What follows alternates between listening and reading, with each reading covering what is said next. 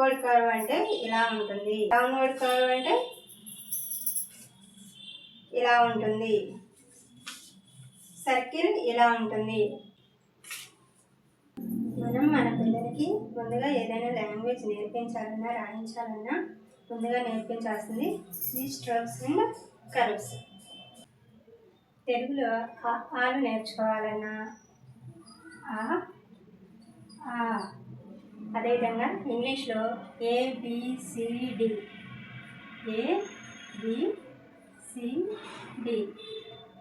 ఇలా నేర్చుకోవాలన్నా మనం ముందుగా ఆ స్ట్రోక్స్ అనేవి నేర్పించాలి. హాయ్, సీతా మల్లేష్ లెర్నింగ్ హౌకి స్వాగతం. ఈ స్ట్రోక్స్ అనేవి 2 రకాలు, లైన్స్ అండ్ కర్వ్స్. మొదటగా లైన్స్ 4 ఉన్నవి. ఈ లైన్స్ అనేవి ముందుగా స్టాండింగ్ లైన్ అంటే స్ట్రైట్గా రాయడం అన్నమాట. ఏమంటారు? Standing line.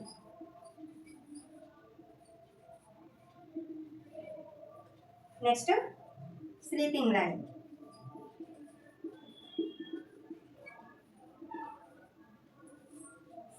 Next right slanting line.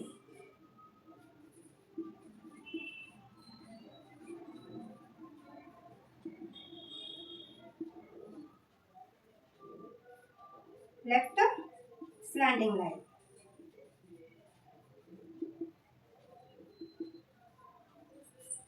ఇలా standing line, sleeping line, right slanting line, left slanting line. మీకు రెండోది కర్వ్స్. ఈ కర్వ్స్ అనేవి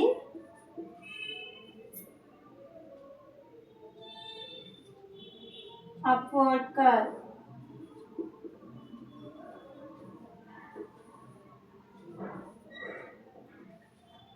డౌన్వర్డ్ కర్వ్,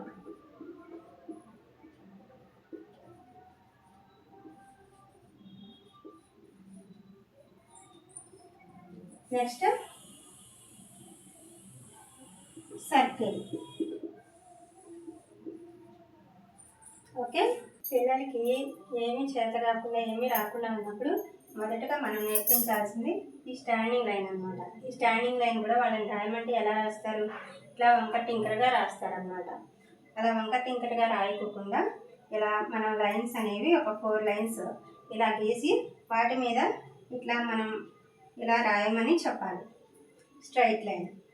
అదేవిధంగా పేజ్ మొత్తం కూడా ఒక పేజ్ మొత్తం వాళ్ళకి ఇచ్చేసి ఇలానే స్టాండింగ్ లైన్ అనుకుంటూ వాళ్ళ చేతిని కరెక్ట్గా ఉండే విధంగా మనం చెప్పాలి.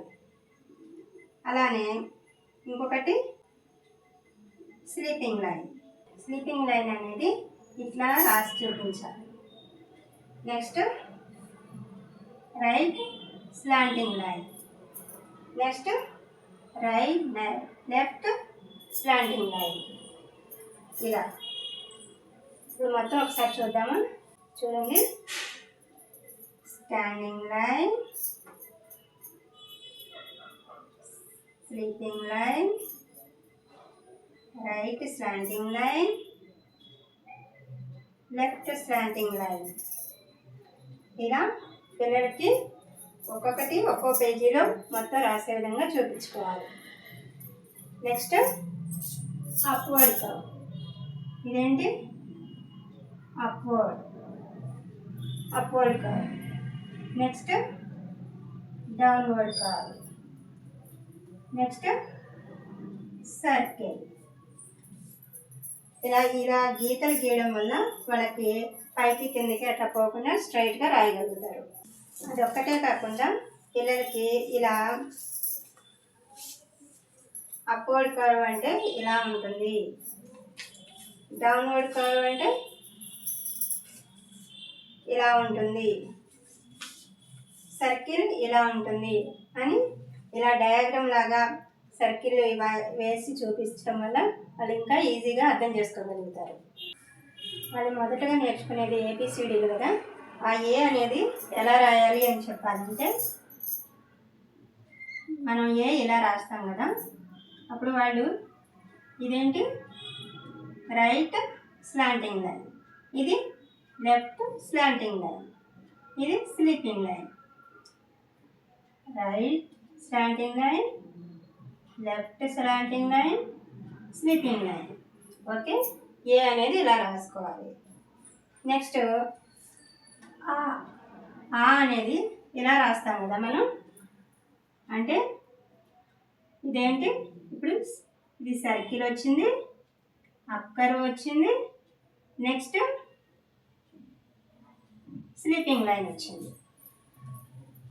ఇలా వాళ్ళు ఈజీగా నేర్చుకోగలుగుతారు ఇవన్నీ నేర్చుకుంటే.